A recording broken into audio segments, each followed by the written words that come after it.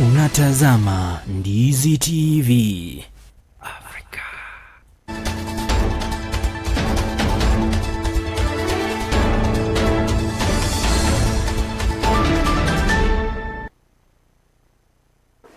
Ikiwa imetimia saa 7 mchana wa leo, ikiwa kwamba ni siku ya Alhamisi tarehe 20 mwezi wa 11 mwaka 2025, tunakukaribisha katika taarifa zetu Sampasho saa 7. Jina langu mie ni Jeff Nyakundi na mwelekezo wangu ni Bwana Alex Mungare.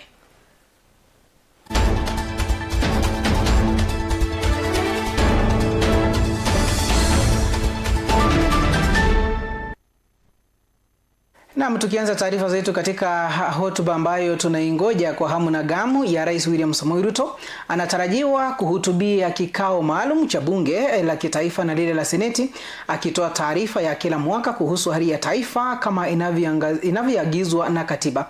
Katika hotuba hiyo muhimu, rais atabainisha mafanikio yaliyopatikana na changamoto zilizokabili serikali yake, huku akieleza mustakabali wa taifa na mwelekeo wa sera za serikali kwa mwaka ujao, ikiwa kwamba ni yale ambayo tutakuwa tunafuatilia kwa karibu zaidi, na ifikabo saa 8:30 tutakuwa tunakuletea hotuba hiyo moja kwa moja kutoka bunge lile la kitaifa. Na tukizidi mbili ni kwamba kadiri Rais William Samoei Ruto anavyojiandaa kuhutubia taifa leo saa 8:30 mchana, wakazi wa kaunti ya Migori wanamtaka aweke kipaumbele ajenda ya vipengele 10 vilivyokubaliwa ama walivyokubaliana kati ya serikali na chama cha ODM kabla ya kifo chake Raila Amolo Odinga.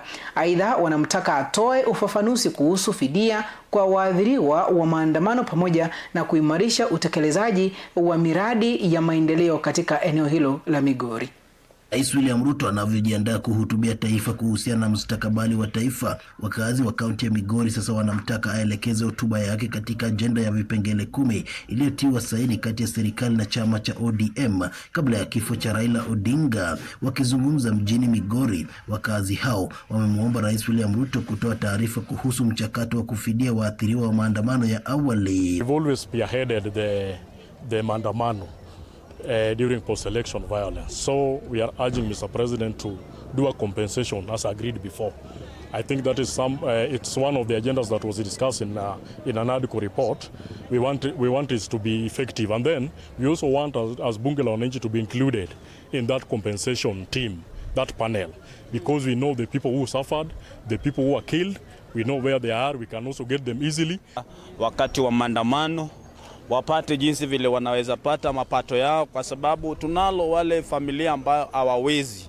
Siku ya leo wengi walivunjwa miguu zao, kuna wale ambao walifia wazazi wao, kuna wale walifia majomba zao. So ningeomba rais kupitia yale ambayo ulisungumuza kule awali, ya kwamba utaona jinsi vile utawafanyia. Ningeomba tu waangalie jinsi vile unaweza watetea. We would like the president to reassure Kenyans, and especially people who've suffered from many years of demonstration, that the 10-point agenda is actually something that is going to work on, with a key focus on compensation for victims of demonstration.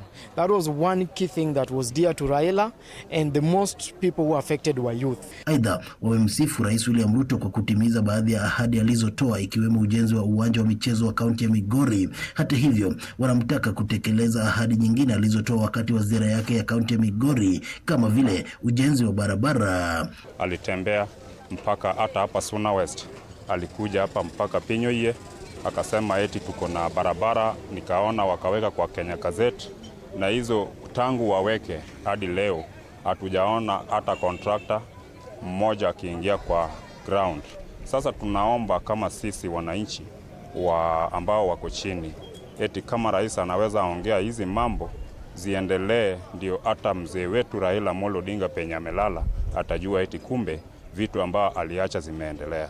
Hapo bado tunashukuru kwa sababu tumeona hapa stadium iko na zingine ambayo alisema kama vitu kama affordable house. Wakazi hao pia wamemwomba rais kusimamia ipasavyo miradi ya serikali kuu, wakibainisha kuwa baadhi ya maafisa wa kaunti wanajificha nyuma ya miradi ya kitaifa na kushindwa kutoa huduma. We see some of the national government projects are being overtaken or being overridden by the county leadership. For instance, maybe when a CS or a PS has come from the national government to launch a project or to meet people from the ground, we get some local leaders from the county government maybe overtaking this project. So maybe the president to emphasize very categorically that county government work independently to his people or to her people, and maybe leave national government to work also independently. Zaidi ya hayo, wametaka serikali kushughulikia swala la ufadhili wa shule au capitation ambalo limekuwa kero kwa wazazi na wakuu wa shule.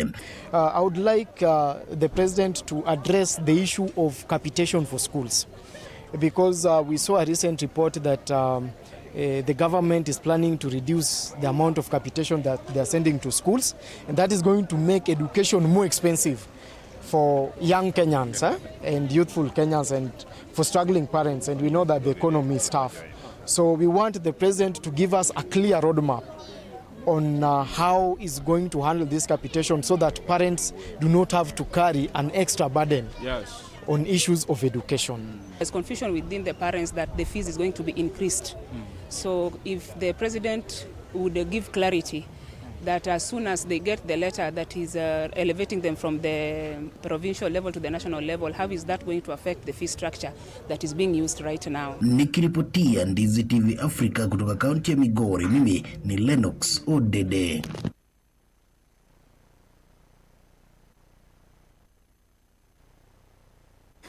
Na tukisidi kusonga mbele, shukrani sana Lennox Odede katika taarifa hii ambayo umetupasha kutoka Migori.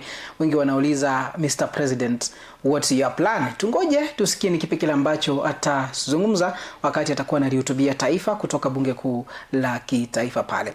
Na tukisidi kusonga mbele ni kwamba mkuu wa mawaziri ambaye ni Musalia Mudavadi ameeleza bungeni kwamba ni Wakenya wawili pekee wanaoendelea kuzuiliwa na mamlaka ya Tanzania kufuatia ghasia za uchaguzi nchini humo zilizofanyika mwezi uliopita, huku akithibitisha kuwa serikali inaendelea na juhudi za kuhakikisha wanarejeshwa wakiwa uhuru wao hapa nchini. Hata hivyo ametaja kuwa sinikisho la kuiomba Tanzania kurejesha mwili wa Mwalimu John Ogutu aliyeuawa wakati wa machafuko hayo bado hayajazaa matunda licha ya serikali kuwasilisha maombi rasmi.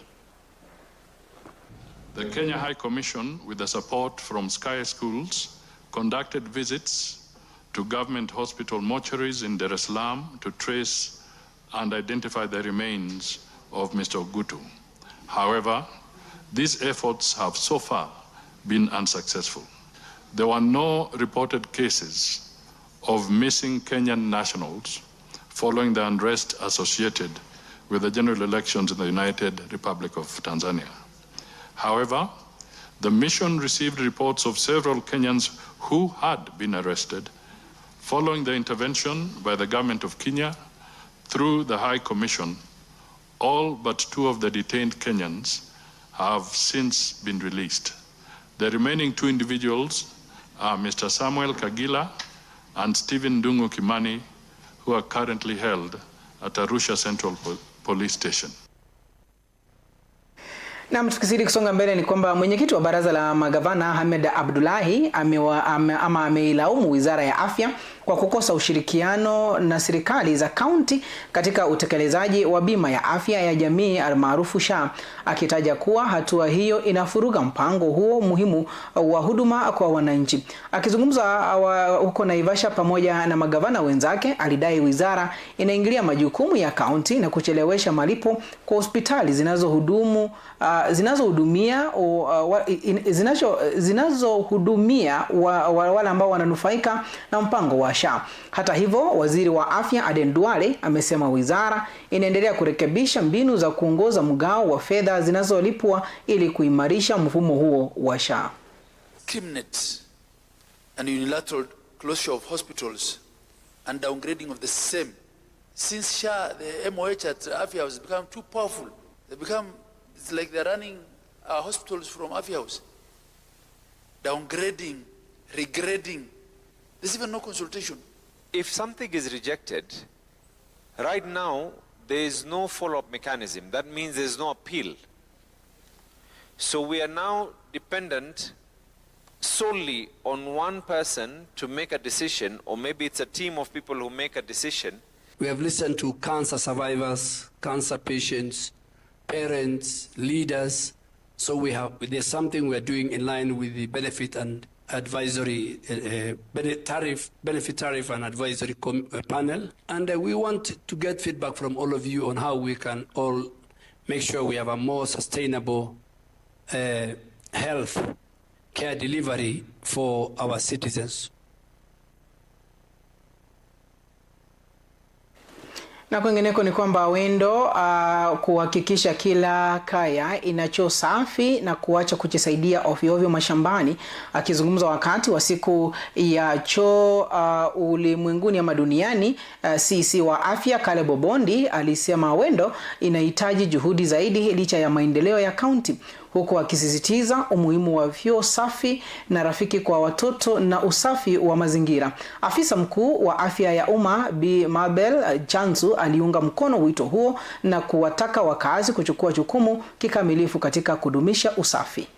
I want to say that we are encouraging each and every household to have toilets which are not only toilets, but they should be good toilets, clean toilets, and also accessible. Why do we need toilets in homes? To prevent diseases which are related to poor sanitation. When we look at the statistics, like last year on 19th November when we celebrated World Toilets Day, there is a significant improvement in terms of the statistics. And as we have done a lot of sensitization, and in collaboration with the national government and also our partners, we are looking forward to Migori to be an open, defecation-free county. Wendo sub-county, the latrine coverage is not very good, is at 67%. And we've been talking to the community to improve it so that we take care of the 33 that are remaining, so that we can be able to prevent illness that are related to wash, which what we know is that 80% of what we treat in Migori County is wash related. So if we have, all of us have toilets, we shall have reduced on these conditions. Na kwingineko ni kwamba baadhi ya wafanyabiashara wadogo katika kaunti ya Nyamira wamepokea mafunzo maalum ya kuimarisha ujuzi wao wa kibiashara, ikiwemo njia ya kusimamia rekodi za biashara binafsi, hatua inayolenga kukuza biashara zao, kujimarisha kiuchumi na kubuni nafasi za ajira nchini. Small businesses don't scale beyond the owner. Most of them are just lifestyle businesses. So our question is, how can we help them have a mindset that can grow their businesses so that it can scale, it can go beyond themselves? Kupitia kwa masomo ya leo, kuna jambo ambalo limeweza kuniguza sana, kwa sababu huwa tunatumia sana maneno ya social media kufanya mambo mengine, lakini pia tunaweza kutumia hii social media katika kufanikisha biashara zetu, katika kufanya marketing kupitia Facebook, TikTok na hizi modes zingine za communication. Wametufunza jinsi ya kutumia bookkeeping, una keep records, unatega chenye unaweza ona vile unaweza fanya, alafu inakusaidia unaendelea. Na kwingineko ni kwamba wakati siku 6 tu zimebakia kufanyika chaguzi ndogo hapa nchini Kenya, haswa katika kaunti ya Nyamira, katika kata ama wadi za Nyamaiya na bila shaka Nyansiongo na Ekerenyo katika kaunti hiyo ya Nyamira, viongozi mbalimbali wa chama cha UDA wakiongozwa na mbunge Josh Nyamoko wameungana kumsaidia Francis Amenya, mgombea wa kiti hicho. Wakizungumza kwenye kampeni hizo, Nyamoko aliwahimiza wakazi kumchagua Amenya na pia kutoa shukran zake kwa wagombea wengine walioungana kumpa sapoti.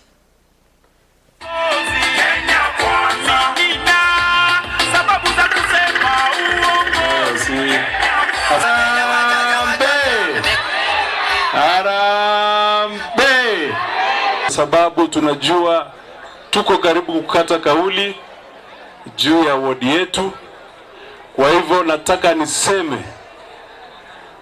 that mkiangalia umati ambao umefika hapa, inaonyesha kinagaubaga ya kwamba hawa watu wameamua ya kwamba yule candidate ambaye ni wa UDA ambaye anaitwa Amenya ndiye atakuwa MCA kutoka hii region. Na zikiwa zimekatika dakika 16 baada ya saa 7 mchana, na hapo ndipo nafika tamati katika taarifa zetu za Mpasho saa 7.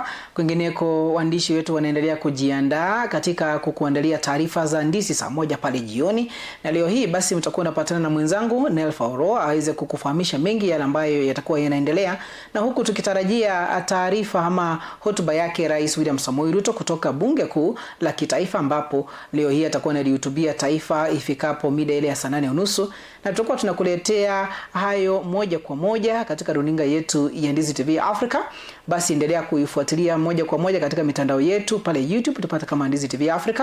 Bila shaka utakuwa unazungumza nasi kupitia ujumbe mfupi kwa nambari 21575, na bila shaka kuendeleza mazungumzo kupitia nambari yetu ya WhatsApp 0711199890.